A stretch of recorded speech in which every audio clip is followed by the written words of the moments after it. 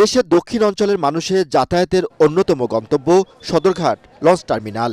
ঈদে ঘরমুখো মানুষদের প্রিয়জনের কাছে পৌঁছে দিতে যাত্রী নিয়ে একের পর এক ছেড়ে যাচ্ছে বিলাসবহুল সব লঞ্চ।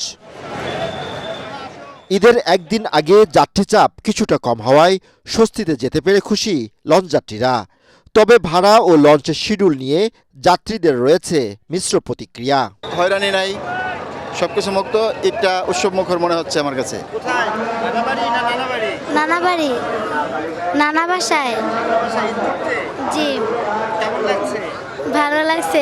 যাত্রীদের উপস্থিতি এবার খুব বেশি ছিল, গত বছরের চেয়ে এবছর খুবই বেশি ছিল, কিন্তু ঝড় বাদল বৃষ্টিটায় অনেক ক্ষয়ক্ষতি হয়েছে। দর্শক বিচার হয় ওই জায়গায় সাধারণ পাগলি বইতে দেয় না। ব্যাগের যাত্রী হচ্ছে 300 টাকা, সেখান থেকে একজন যাত্রীর কাছ থেকে বিছনা করে 1000 টাকা নেওয়া হচ্ছে।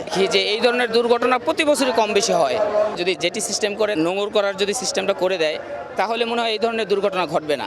এদিকে ঈদ যাত্রা নিরাপদ করতে ও যাত্রীদের নির্বিঘ্নে বাড়ি পৌঁছে দিতে সকল প্রস্তুতি নেওয়ার কথা জানালেন নৌ পরিবহন প্রতিমন্ত্রী। গতকালকের একটি দুর্ঘটনা ছাড়া বাকি কোথাও কোনো কমপ্লেইন এখন পর্যন্ত আমরা কোথাও পাই নাই। এবারে নৌপথে ঈদ যাত্রা অত্যন্ত শান্তিপূর্ণ, সুষ্ঠু, আনন্দমুখর এবং উৎসবমুখর পরিবেশে হচ্ছে। আগামীকালকে যদি পরশুদিন ঈদ হয়, তাহলে আগামীকালকের দিনটিও আমরা পাবো যাত্রী পারাপারের জন্য। পর্যাপ্ত সময় আছে। জনসাধারণকে অনুরোধ করব, খুব স্থিরভাবে, ধীর স্থিরভাবে, শান্তিপূর্ণভাবে আপনারা যার যার বাড়ি যাবেন এবং নিজের দিকে যত্ন রাখবেন। বৃহস্পতিবার বিভিন্ন রুটে প্রায় শতাধিক লঞ্চ ছেড়ে গেছে, আর তাতে আপনজনের সাথে ঈদ উদযাপনে একরাশ স্বপ্ন নিয়ে ফিরছে হাজারো মানুষ।